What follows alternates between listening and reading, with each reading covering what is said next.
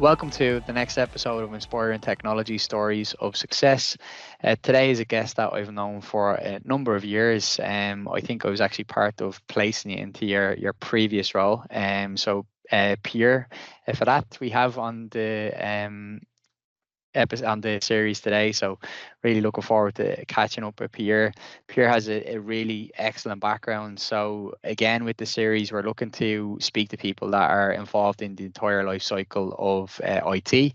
So we've spoken to leaders, CIOs, CTOs, technical managers, recruitment specialists, and then with Pierre, his background, as you will hear throughout the conversation, has came from sales to really then getting embedded in product, software, MarTech, and really adding a hell of a lot of value to the companies that he's worked within over the last decade or so. I'm sure we might go back a bit longer, but I don't want to give your age away, Pierre. But thanks a million for joining me today and giving up some of your free time.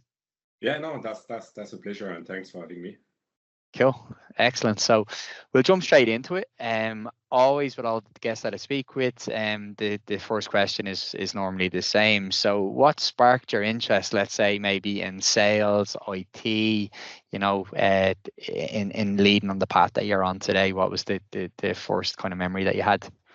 Yeah, so from a sales standpoint, I think my dad was in business all his career. So I think I kind of look up to him a little bit, and I kind of naturally went through my schools, college, university is kind of the path I took. So I kind of very, very early on, I knew that I wanted to be in business. Didn't know that it was going to be sales or anything else, but I definitely wanted to be part of a corporate or business side of organization. So that was definitely the path I took with my degrees and master. And my first memory of sales was really during my summer jobs.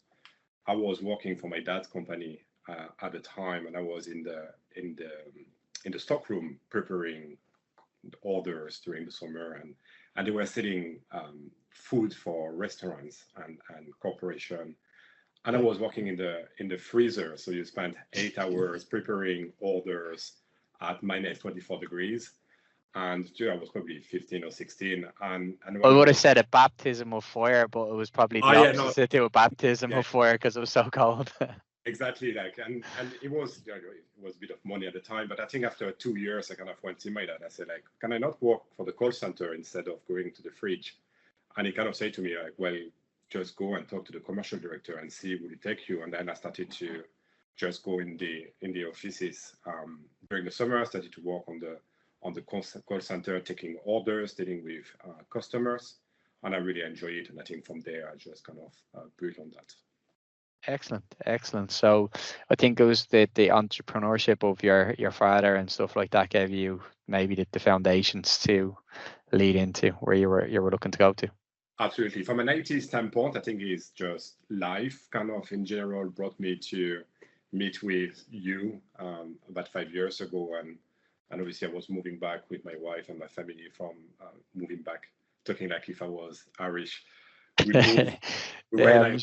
You definitely are. You're probably more Irish than I am at this stage. Living in Waterford, and you're definitely. Yeah. I'm just in the city. I came back to Waterford, and I've heard about that company Agora through my network, and then you had a couple of roles posted on your portal, and we get to talk, and then I get to meet the organization, and then just led me to kind of being exposed to the IT side of businesses.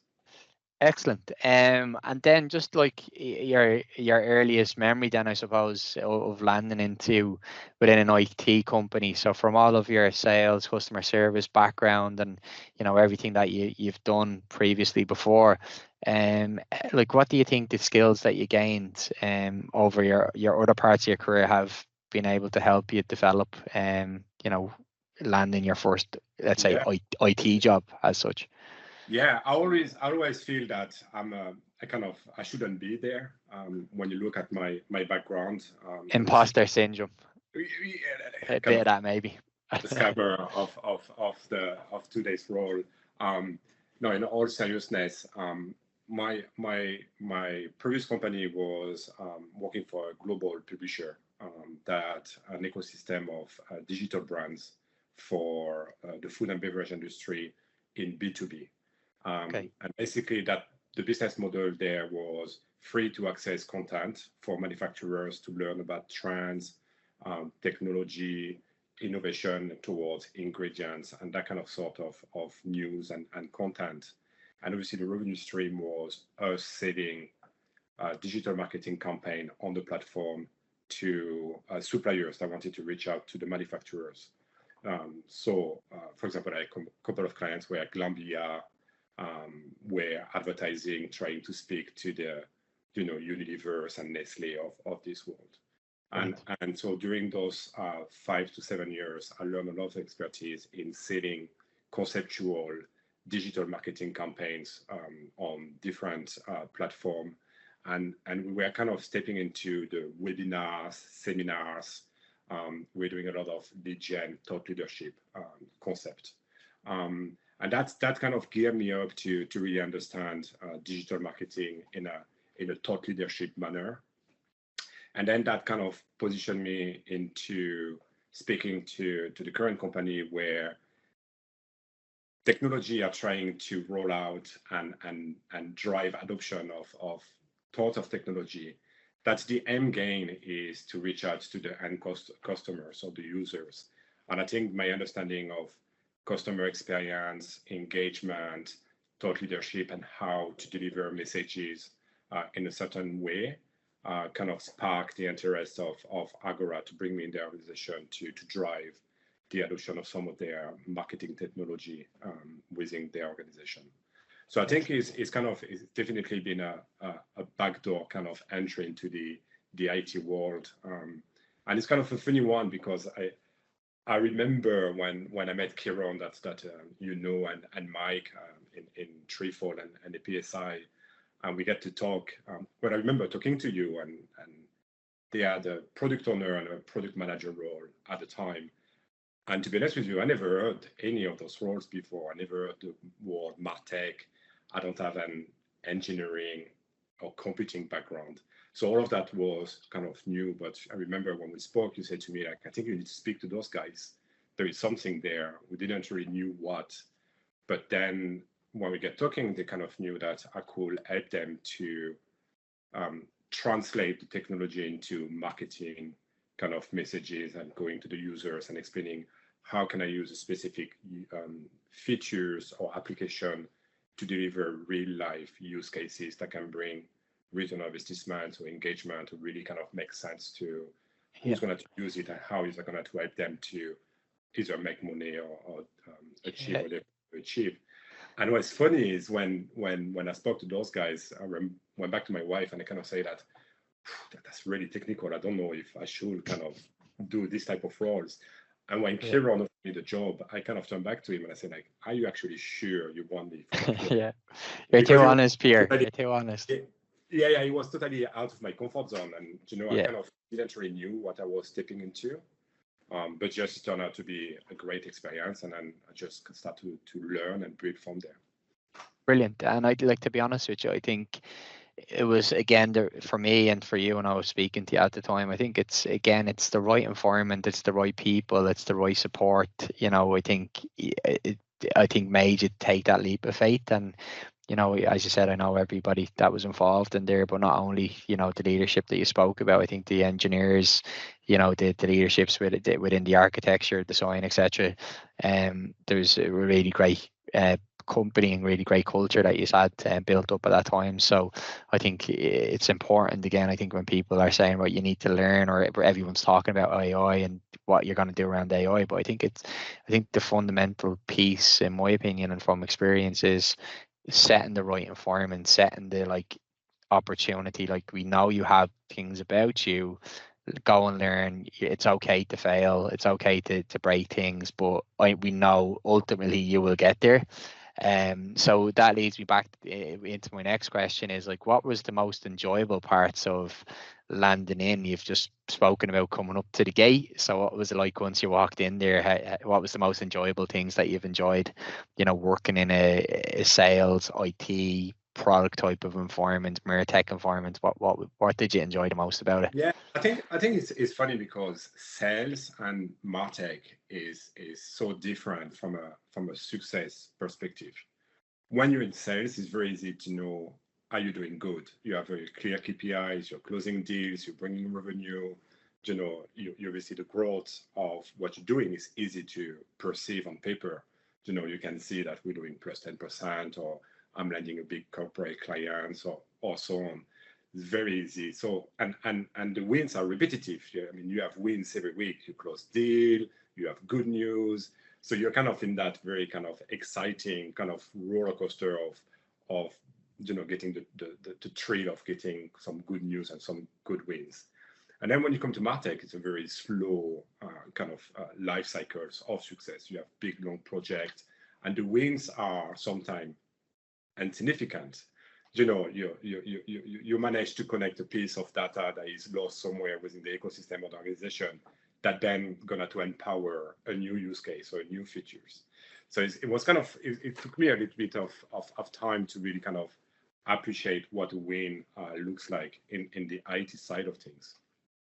But I think for me, I think the first year was really trying to understand, the technical side of what the architecture and the MarTech means, and all those applications that is in the background that is making that software that you are driving the adoption. Is so many parts to it that you need to understand, and trying to understand the language of people speaking. It was the first very challenging year, but I think when in year two, when we're starting to kind of really drive the adoption and really kind of making sense of that, I felt that my message was resonating within the organization. So I started to feel more comfortable. And I think this is where I started to kind of gain more project and more responsibility. I felt confident that my marketing slash business way of describing project was having an impact in the organization. It was helping the organization to move forward. So then I started to kind of gain a bit of confidence, and then from there, starting to manage I had the chance to manage some product owners. I was empowered to create customer success teams and processes. And then I was able to bring my background in sales and management and really kind of start to do some meaningful stuff for the organization that was valuable in the global view of the group. So okay, brilliant. And then leading into becoming a leader, because you just spoke about that, then as you started to influence the product and the offering within the company, and you were seeing some good successes. So what made you become a leader? Do you feel that's just more or less an open question, I suppose, a very big open question. Maybe not a question for me. Did you fall into it, or did you always, because I know you play sport and you played football and stuff like that. So even outside, do you feel like when you're on the pitch, you're a bit of a leader? Like what in that sense where did leadership come from? It's a funny one, because when I was younger, I was a very shy person. I mean, probably up to the age of 15 in school, and I was a very reserved and shy character in general. And as I started to grow, I started to be more at ease with soft skills. I like to meet people, like to talk, and I think the key fact is just being ambitious and really drive forward and trying to challenge yourself to go to the next step. So I kind of always had that I needed to challenge myself, maybe to prove myself, and probably like try to prove to your dad or try to prove to other people that you're better at what they think you are. So I think there is a bit of that in my early stage of my career. And then after that it's a constant kind of reflection of what would be the next step from where you are. So I always tend to kind of say to myself, I kind of, at the beginning of my career when I started to work, I kind of said to myself, like, give yourself 2 years to go from A to B. So I was trying to find, okay, what would be the next move? And then I started to work, and I started to get, I went from being on the phone in the call center to join the marketing team. Back in the days, my first experience in American Online and later TalkTalk. And then how do you reach the managerial step what you have to do. So I think there is a bit of that, but I think the thing as well that I think is true for everyone is it's just the people around you. You meet people, you're part of teams. You have if you're working for leaders or managers that are ambitious as well, they tend to kind of bring you with them into that journey of trying to grow within the organization. So there is a lot of kind of people aspect to it in success, and it's just try to be yourself as well, and try to be kind of confident in your ability and who you are, and try to stay true to that, and not try to be somebody else, but try to kind of just enjoy yourself, but always thinking about what could come next. So in terms of your leadership style, then, like, would you, like, for me, and knowing obviously in brief interactions, but do you feel like you want to become or be an authentic leader? Is that the piece that you want to be, in terms of being close to your team, working with your team, and just there's different elements to you when you're in work and outside of work, but maybe not having the masks on and bringing it as close to your authentic self as possible? I kind of say to myself a lot, try to be who you are, and don't try to be somebody else. Don't try to be somebody that you're not. So I am who I am, and I'm close to who I am outside work, where I am inside in the organization. I'm a people person. I'm really passionate. I think it's something from the south of France is we will be time to be on the emotional side. That's probably where we should have started, I'd say, because I know you people are probably saying, I wonder where he comes from. But south of France. So that leads into then the next, in terms of cultural differences. Obviously, growing up in the south of France, and then moving to Waterford. Like, how did you find the dynamics, the culture shift or the changes, or was it very similar? Like, what are your thoughts around that? I don't want to get you in trouble now, because I know you're still living in Waterford. No. Yeah. It's interesting. Like, obviously the people that just normally come to a different country when they're young is normally through the Erasmus program. There is exchanges between European universities, and yes, of course, comes to France, and then we have I know well. So I think normally that's the first step, and normally it's a 10 months of partying and be outside of the family home for the first time, abroad, no parents, no rules. So you first came to Ireland through the student program when you were younger, was it? Like, what age? How did that all materialize? Yeah, I landed in WIT for 2002, and so it was. It's funny because that first year you're surrounded of anyone per part Irish people. you land in the middle of 80 students coming from different parts of Europe, put together in same classes and partying together. So the first year was it was more so an European kind of experience than the actual discovery of the Irish culture and way of doing business or living. Normally you go back to your country after that, you go back to university, but at that time I stayed and I decided to finish my master. So I've done 3 years through the Irish university cursus. And I think it's at that time then you start to kind of meet local people, and you start to understand the cultures, and I started to discover the Erling and meeting the Guinness. Well, you start to kind of get to know Ireland a little bit more. Yeah, you start to understand how people are living and what's the different culture, and you can only learn that through meeting and networking and socializing with local people. So that naturally happened when we stayed. People are saying like, oh, you came back, and you came back, and then now the Irish start to be kind of looking at you and start to be interested about why would you just stay in Ireland when you're from the south of France. And then after that, it was kind of, always trying to kind of say, okay, I think I can finish my master in Ireland in English, and then I think I can start to work maybe in English. So then when I finished my master, I stayed. I joined AOL. That was at the time the biggest employer in Waterford. I think there were 1,000 employees at the time in the call center. Then I joined AOL, and then I kind of then at the time I met my future wife. And then I started saying myself, hey, can I become a manager within the AOL structure, and then you look back and then you've done 10 years and Yeah, and blink and of an you've eye. done. I think the culture part is, look, it's really different.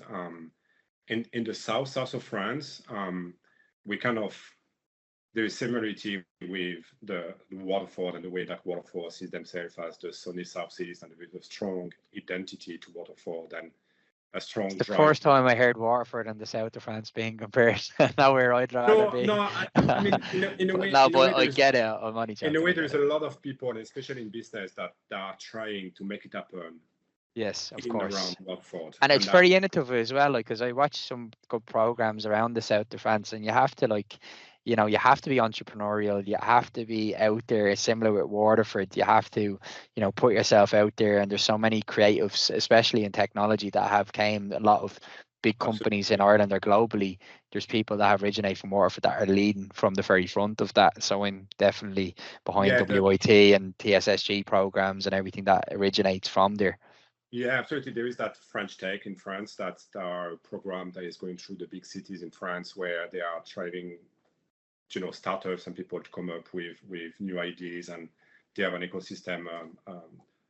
It's all branded and it's all driven by the states, and it's called the French Tech. And Montpellier is one of the best performing French Tech in Yeah. France. And I Beautiful think, location. I was there before a couple of years yeah, back. Beautiful location. I think there is a desire of people proving that they can make it happen outside of the big capital, and there is Yeah. probably people that have an extra drive to make it happen there.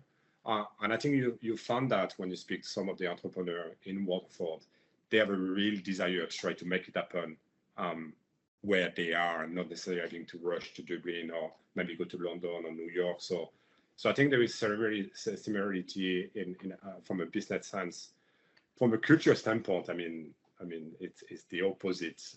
The way of life, the way people are. I think my wife is Irish, and she's from Waterford, and so obviously Brilliant. we experience on a daily basis the difference of culture. And we're together 20 years, and there is not a day where there is not something that is clashing from a Yeah. culture standpoint.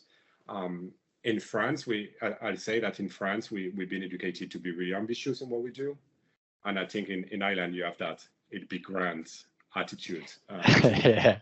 Now to say that it's Yeah. great because Yeah. we always stress in France a bit worried about what's going to happen, and we've been educated that way. When my wife teach me to be a little bit more relaxed and trust the process. Yeah. Uh, so there is Right. benefits to it. Yeah. Yeah, I think we're just in terms of a culture, if we could sum it up, are just quite I suppose we've been around sim. I'm sure the French obviously have been around as well, but again, it's similar to yourselves. If we do the right things, it'll all work out. I think it's just that we have those things like sayings as well that a lot of our parents and grandparents would have said, like, what's meant to be won't pass you by. So if it's meant, it will happen. Before flourish, but that's kind of as you said. And again, those blends and have obviously created the leader in what you are today, and which is excellent. So, again, like talking on leadership, and it's really important that, like, with leadership is what we're looking to really focus on. But with leaders that you look at and inspire to be, is there any, like, I know you probably won't have one exact leader, but is there a blend of leaders that you've worked with or have seen maybe in sport that kind of influence you on a day to day, or to become the leader that you want to achieve and be? Yeah, no, I think I'm not really big into looking up to business leaders. I read a lot of sport books, and I'm big into soccer. But I think in my own career, I've been working for 3 organizations, and I think I was lucky enough to have 3 leaders in each organization that brought something very valuable in who I am today. When I started my career in AOL in the call center, my manager at the time, Neil Cushion, um, was extremely driven. He was young, and he was determined to make it happen for himself within the organization, and he was putting the effort. He was working hard. He was serious. He was dedicated, and he didn't really kind of mind what people was thinking about him or his way it was 100% driven to make it happen. And I've learned a lot from that, especially early in my career. I kind of say that this is amazing. Like, maybe somebody that maybe were not kind of, set to become a leader, just by sheer drive made it happen. And I definitely picked up from that. Then when I moved back to France and I started to work for the William Reed Business Media, that's the global publisher, I've met so many people, and it's not only the leaders. You start to work for a company where it's multicultural, people have multiple background and stories, and you start kind of really kind of be interested about, how they arrived there, how are we all there around the same table. When you're in the south of France, you have Dutch people, you have English, Irish, Americans, Australians, Kiwis, and you're all in the south of France in that organization trying to drive the same objective, and it's great. But then at the time, we had the US division, and Len was a leader that had a lot of expertise in the industry, but also had his own business, Solis business, and it teach me a lot about networking. How in sales can you just go to the next level, engage with the C-suites, really try to understand that in sales, more people you speak to within your prospect, more chance you have to get the big deals, and it taught me a lot about the importance of talking to your clients, being curious, discovering their needs, understanding their business. And I think it was amazing at the time, because it definitely set me up to become a great leader within the sales world, and I get on to kind of progress extremely well then. And then when I joined Agora within the IT world, I think I have to thank Kieran for that, because I think he was probably crazy enough to think that I was going to be a good product manager at some stage and probably leader within this organization. But it taught me that people is everything in our organization. It's not about you as a leader, is the people working for you. They are the people that make that happen for you. I mean, the leader will set the pace, he will give the direction, or he'll come up with, here's the type of ideas we should be exploring. Yeah. But then the day is the people below you that are doing the work, that is coming up with option. So I think. Yeah, I think as you said, Kieran, and then obviously Mike as well. That falls in with Kieran there. I think, the two of them in way of leadership. So as again, I worked with them as a client. Just so enjoyable to work with. Like, they just, if there's people, in my opinion, and I know they won't mind me saying, if there's people that get people, there are two people in this world that just get people and understand in terms of if there's higher stuff going on or stuff on the ground. They're just so good at keeping everybody calm and getting to where they need to get to, and having that vision. So I definitely, even myself, I do take inspiration from the conversations that I had. Obviously, I had Kieran on one of the previous episodes. Hopefully, I might have Mike then on down the road. But for me, I walked in and spoke to them probably about 10 plus years ago. So I was very, very young in recruitment, and they put the faith in. They give faith to people that they may not, deserve it at that point in time. They could easily take the big names or go to companies that have the big players, and they put faith in me when, again, I was just like, he was like, listen, we went to the big players and people came back to us and they weren't, let's say, crazily excited about what we're doing or here in Waterford location and all. And I was like, I was young and eager, and I was like, let's do this. And in fairness, we done quite well. So I thought Mike and Kieran would definitely come up, I met within the organization, and people that they did brought to the organization. I think they brought a panel of amazing people. I think this is what really help a leader to do well is, and by leader I mean, like, it doesn't have to be the CTO, the CEO, is any manager really. Yeah.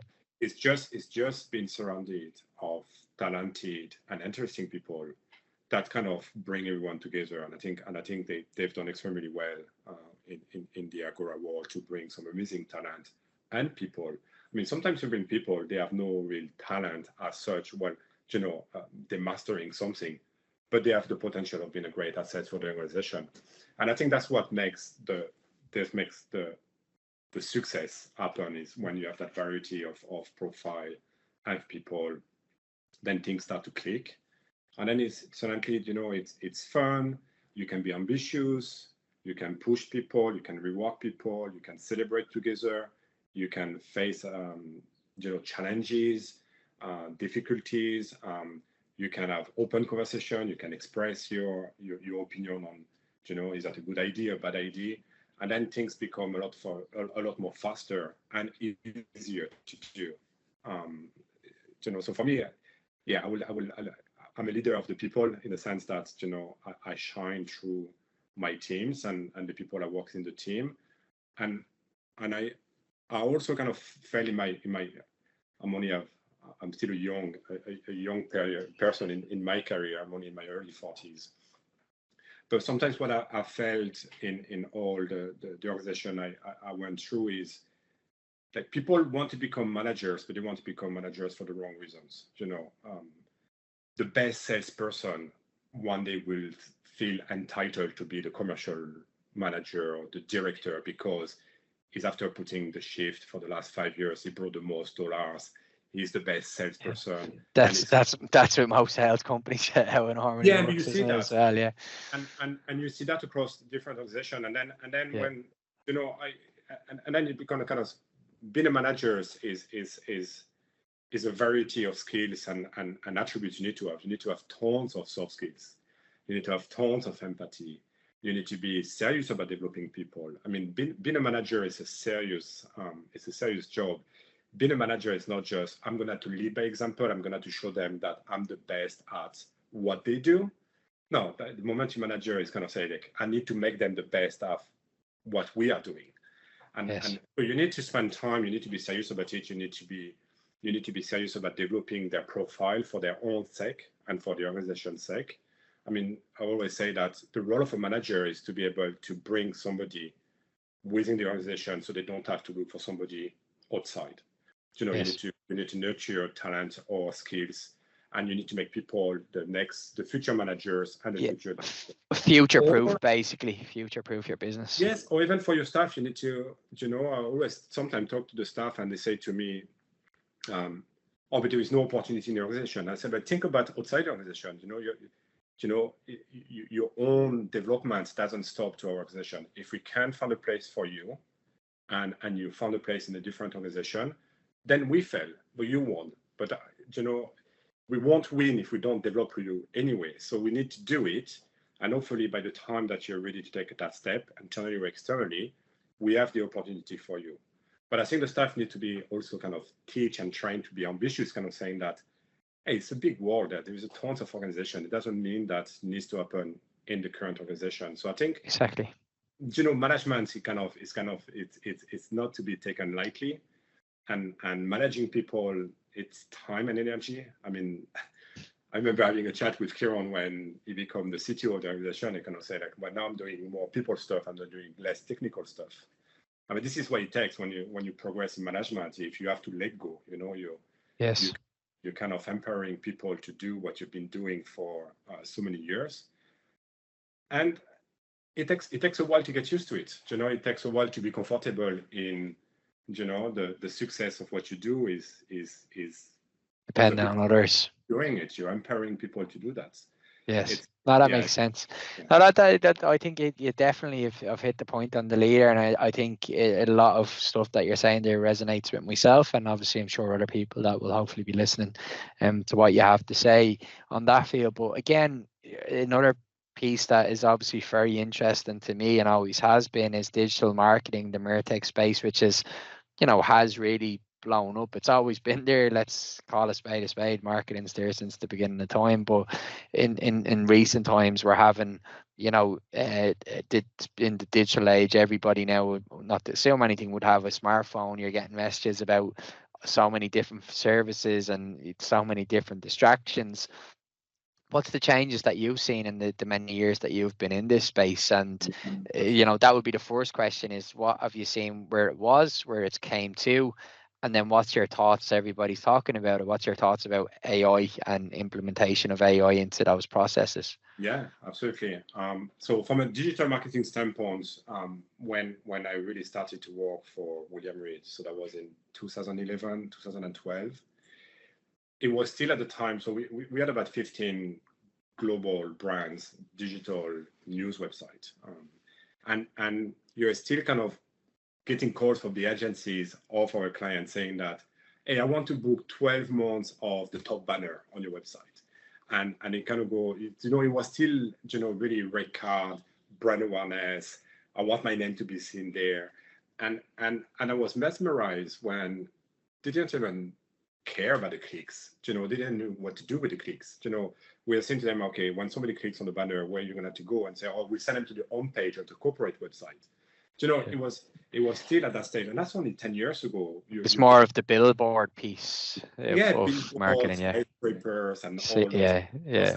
And it was funny, when we were opening the rate card, the inventory for the following year, they were all fighting to get there first, and then at that stage we kind of knew that it wasn't going to be sustainable because, the whole concept of, well, what you're trying to do, you're trying to sell. To sell, you're trying to engage. To engage, you have to provide good content, and then to provide good content, you need to have people that are able to put that together, and you have to position that in a way that is different.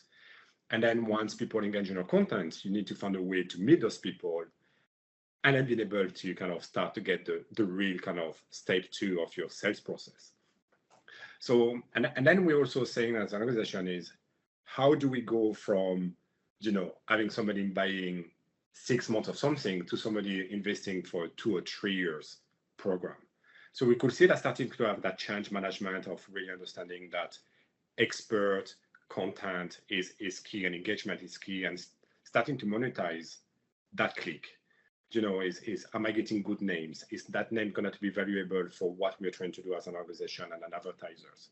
So all of that really happened from probably 2012, 2013, all the way to probably for 2 or 3 years, it was a transition there. And then you can see today, it's all about content. It's all about engagement. You can see that, it's all about the voice and how the brand is being perceived, and am I engaging with my community, with my prospect, with my clients? Am I providing the right content at the right time to the right person? So the problematic now is a little bit more precise. You need to find a way to talk to every single of your prospect or clients or community in the way that they feel that you have it's the roadmap before, as you said, you're just facilitating the ad that a person wants, and you're keeping those relationships from a network perspective. But now you're a partner that is building a roadmap of like where you are now, how many clicks you want to get within the next 6 or 12 months, and it's keeping that customer engaged as a client and wanting to use your service or your brand in order to extend their brand and offering. Like personally, I see it in a different way. I'm kind of saying that as a brand, you are responsible to deliver good content to your audience. Okay, you're responsible to understand that person, understand the type of content that it might like to read or it might like to see. So I think there is a from a marketing standpoint now, because of mobile phone and the digital era, there is an understanding that from a user and a client standpoint, or everybody, that the brands are going to have to understand me. They should know now. I don't like people. I'm a big guy. I don't wear medium size or small size. There is an expectation that I'm French. You should know that. It's more customizing marketing. It's not general. It's not spam. It's like how do we tailor to the person that we're selling to? And similarly yourself, like you're wearing glasses now and stuff like that. So there's a new frame or new something coming out. How do we personalize the marketing to the people? And you see with your phones, the ads when you're clicking or looking at something, it's the same web, so it's going to pop up again and again, or a banner of that product and services. So that's probably leading into now the more digital age. So is that kind of then where, because it's very much marketing is very much in your face as a consumer. Yeah, and that's why I think that's where the marketers of today need to really kind of be able to compose is, how do I build an archive of good content, or it could be a portfolio of product, and how am I going to distribute that content to the right person at the right time? And I think that what I felt in the Agora and being exposed to, publishing companies is when you rock up with a new software, marketing software or communication software or new features, the first reaction is, how am I going to use that with my marketing? How am I going to make more money in the short term? And I think sometimes I feel that they are forgetting what it can do for their users from a content distribution standpoint. Yes. How can technology help me to better distribute my content first, to create that engagement, create that affinity with my brand or my product range, to then be able to close my sales at the right time. So I think sometimes I can feel that, because, let's face it, technology costs money. Yes. Brands are under pressure to perform. There is short-term KPIs that, the marketers needs to reach, and normally it's lifetime values, conversion rate on purchasing, it's all those KPIs. And it's a little bit less the engagement KPIs, but the engagement KPIs are becoming more vital, because this is what's going to sustain your long-term relationship with your clients. So you have more chance of having recurring purchasing act by somebody that engage on a regular basis with your content brand than somebody that just buy a one-off product because you get lucky or you were there. Yeah, like you said, it makes sense. Everything is about timing, especially in my opinion, the marketing world. But yourself, if a product or something is placed in a certain place, that takes a stamp with a customer. They may not buy today, but in 6 months' time, they're heading on holiday, and they're gonna need that product that we spoke about. It's that engagement piece and how it sticks with somebody.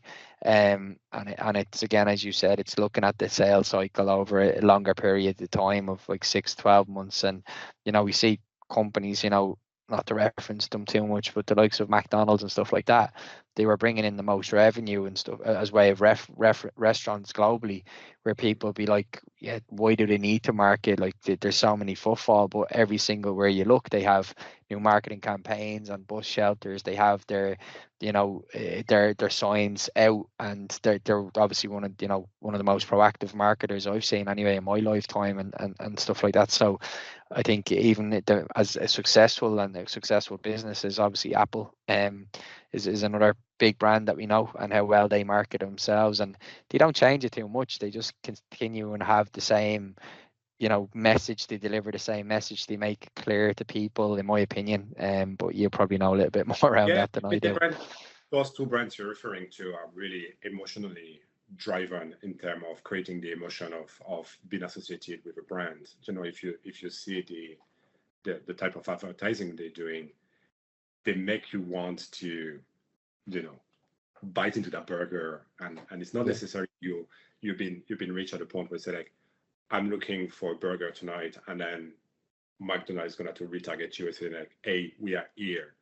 You just know that they're here, or you might see an ad and kind of say, like, I want a McDonald's. Exactly. That emotional aspect to it. I think Apple, obviously, no point to reference, Apple has been the best marketers of this world, but they have a way to make it sexy and make it look as, I want to be the Apple community. A phone is a phone. You do the same thing that you go Samsung or whatever brand you want. It's just a kind of a community kind of association as I'm an Apple person, and that's what it is. It's creating that community. It's creating that community. But just to make a point, if you really want to kind of in MarTech and in marketing and digital marketing, and you can really see in e-commerce, this is really where you can see people that do extremely well with technology and how they are able to retarget you with the right product that is going to trigger you to go to their platform and browse. I mean, Nike, for me, I think they're doing it all the time. I already have tons of pair of runners, probably too many that I probably don't wear. I don't need one. I'm okay. I have everything I need. I probably wear the same runners every day. Yeah. But yet I'm constantly on their website. Have a look. Yeah. Way to position something that's going to trigger me to click and browse. Yeah. And I think and this is where technology is great, because this is what technology can help you to achieve, is to understand somebody like me and understand that, hey, Pierre browse, Facebook between 7 and 8 is probably when the kids are, doing something and I have a bit of time. And, he likes bright colors and that's what tick him, or, whatever it is, they always find a way to put pictures of product that is going to trigger my interest. Yeah. And that's technology. That's not somebody sitting behind a computer saying that I'm waiting for Pierre to show up and Yeah. So that's your automated systems, that's your AI, that's everything that's working. Absolutely. to push that in front of you. And and to transition into the MarTech, and what you're saying is I mean, I remember the first year I went to the conference in Chicago, or in Boston, the MarTech conference.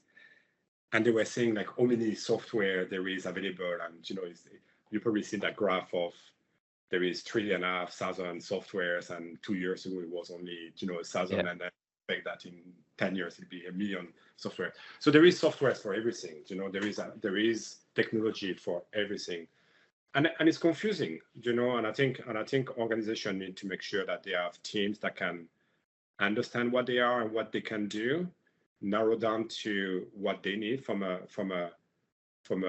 marketing or brand standpoint. They need to have a good understanding on what they're trying to achieve and what they are trying to overcome, and then have people that are capable of strategizing on, okay, this is the type of technology or software we should be looking at, because it can get, it's crowded, it's confusing, and it could be deceiving as well. Like, I always say to Kieran, they say like, we roll out something and then we're already thinking about the next thing. There is never a point where you roll out a piece of technology or an application and then you're driving that piece for 2 years to the max until you move on to the next big thing. It's constantly trying to bring constant change. Yeah, definitely. And it's making sense of that is probably one of the biggest challenges that organizations are facing on a daily basis. Is there's always something more amazing than what you have or what you're trying to put in place. And I think it just goes with the world of distraction that we're living in right now, and the change, the pace of change that's happening. And even if we're looking at our generations, like how quickly even our generational gaps are moving even quicker into Gen Zs and everything like that, millennials. Like it's moving quicker than it's ever have in terms of the change in the mindset of our population and our people. So as the mindset shifts and changes, and I think marketing changes too. It's up to the organization to make sure that when they bring a piece of technology, they have a global strategy to it. I mean, I see sometimes, in our organization, is the engineers, the architect, we get excited about technology and they want to do it in a perfect way. They want to have the best of the technology, and, they come up and we need to work with this language and we need to bring that. And, you can see that. I call it the Christmas syndrome. They get excited about the shiny toys, and rightly so. I mean, this is what you want. You want people like say to you, hey, we have a new. But that's where you fill in very nicely, is the business sense as well. Like, I understand the technical, I understand the business, and then hopefully then we understand the customer. So we need to pull this and put it together, and this is where we need to go. Yeah, there is understanding the customer, but also you need to understand the business, the real business need. Yes, of course. And sometimes you see that you're rolling out the next features, but then we're still doing basic stuff that is not right, because we're doing it the old way. But then we keep adding to it, and then it's the marketers or the end users that they don't know what to do anymore. So I think you need to have a strategy from, you need to fund the needs of the marketers or whatever, team in the organization needs a bit of technology because they want to improve efficiencies, or they want to bring new type of features or new channel, whatever it can be. You need to fund the technology, but then the two groups need to sit and kind of say, like, how are we going to drive that in the next 2 years so we can be where we want to be? Because normally what's happened is, that piece of technology can do voice recognition on AI. Okay, making up something. All the marketers are going, it's amazing.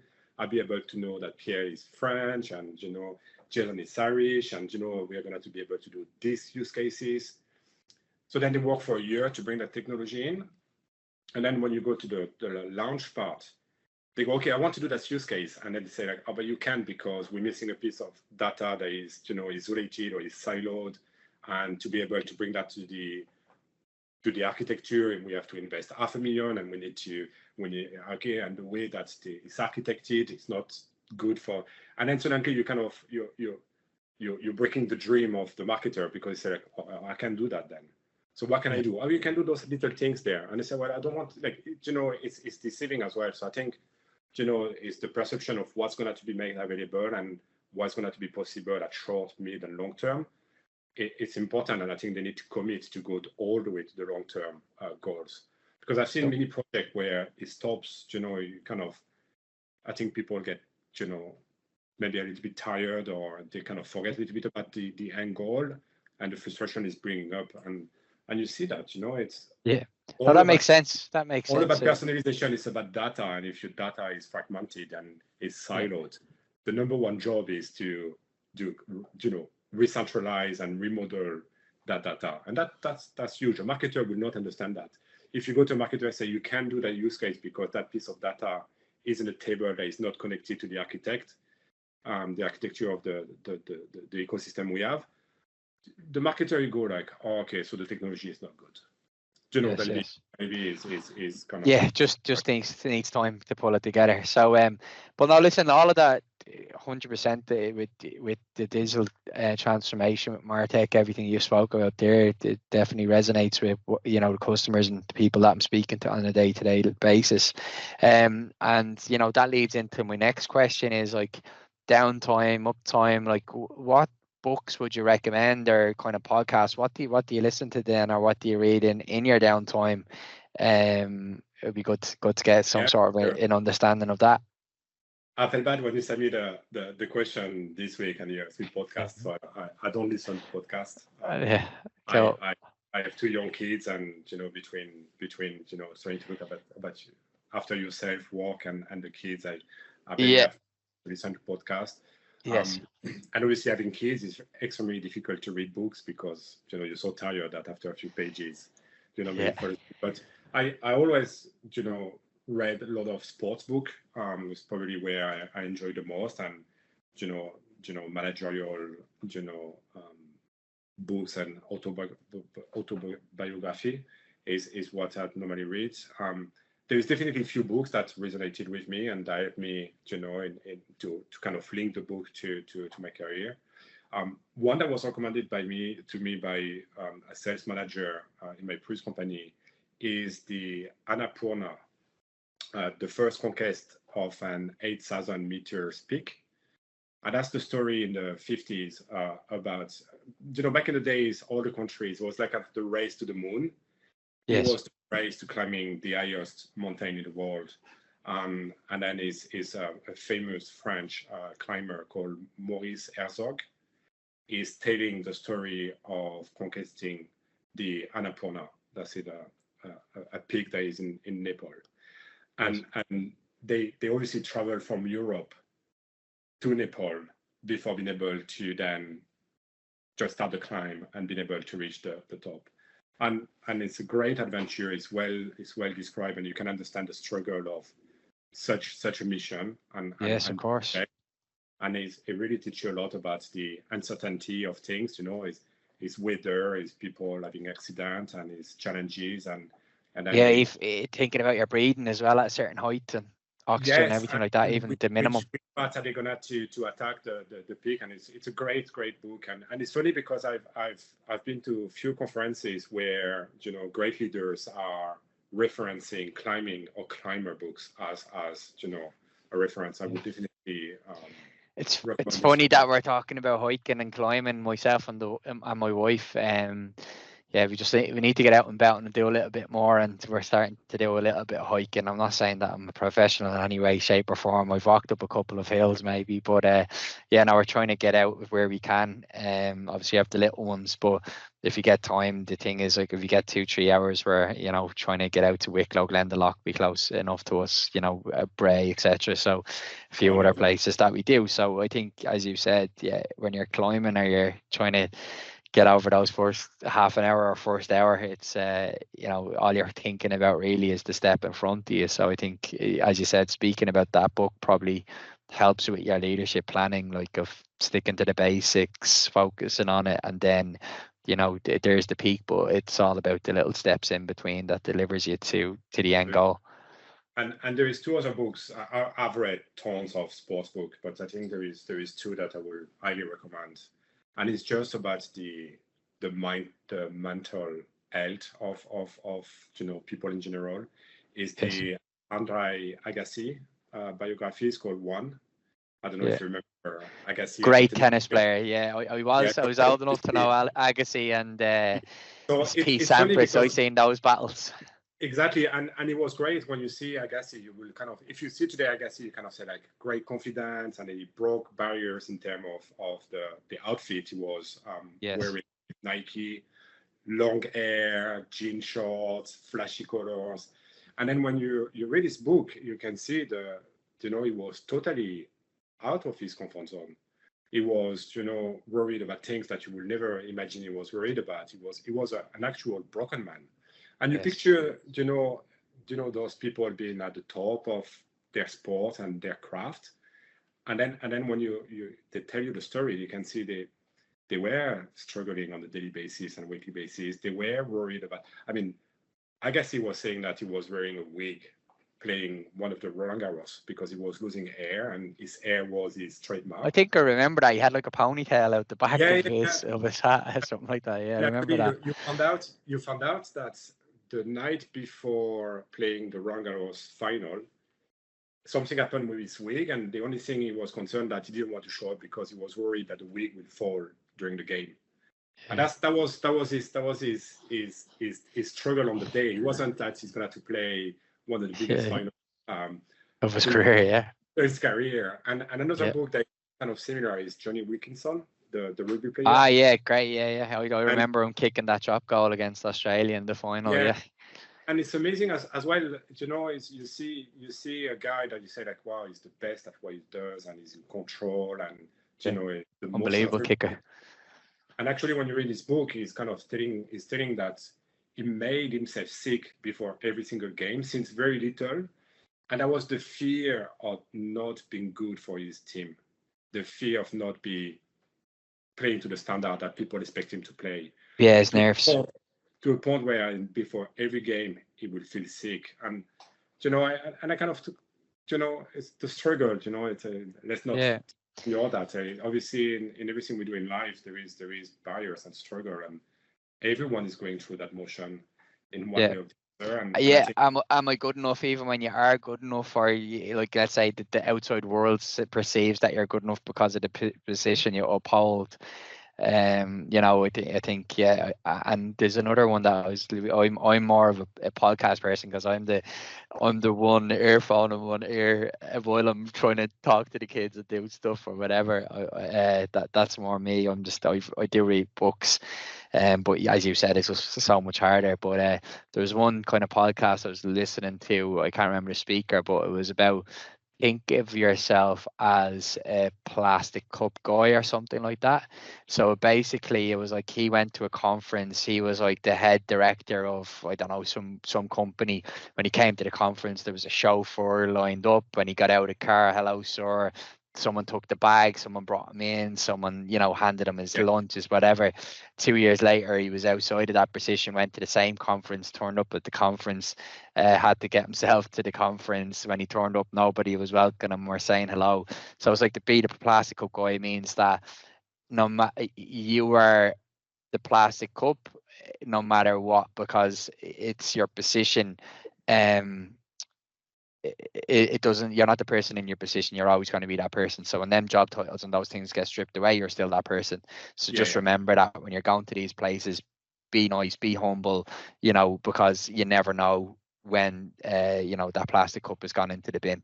And that was kind of his analogy, is always remain to be the person with the plastic cup, as opposed to moving to the next levels and etc. So it was really interesting. Yeah. I mean, you need to stay humble in what you do and where you're at, and it's at the end of the day, it's an overall package on why you'll be a leader or a CEO or a CTO or a coach, or there is a lot of variables that make you arrive there, and some of them you're in control of. It's your work, your ethic, who you are, and then sometimes it's been there at the right time, at the right place, and somebody in your organization that sees something in you and that puts you up there, and then maybe tomorrow that person will be gone, and then somebody's going to step in and say that I don't see it in Pierre, and so I think you need to be humble and be prepared that things will go extremely well, and then sometimes things won't go extremely well for you, and it's daunting. It's tough. Yeah, no, it definitely is. It definitely is tough. But again, it was amazing chatting to you. I think we'll draw on that point of great ending to the books and that you're reading there, especially brought up childhood memories for me. Definitely Agassi, Wilkinson as well for one. But no, listen, it's an amazing journey that you're on so far, and it definitely it's going to be brighter days and a lot of great things to come. Especially with what's happening within the industry. There's so much opportunity out there. So it was great to sit down with you, because again, at the start of the conversation was a person that perceived 10 years ago or so that you didn't have an IT background, when you were talking about the struggles that Agassi and the struggles that other people had, when you came to the likes of Threefold and Agora, you didn't have a technical background. You had so many skills and attributes that you could bring to that company.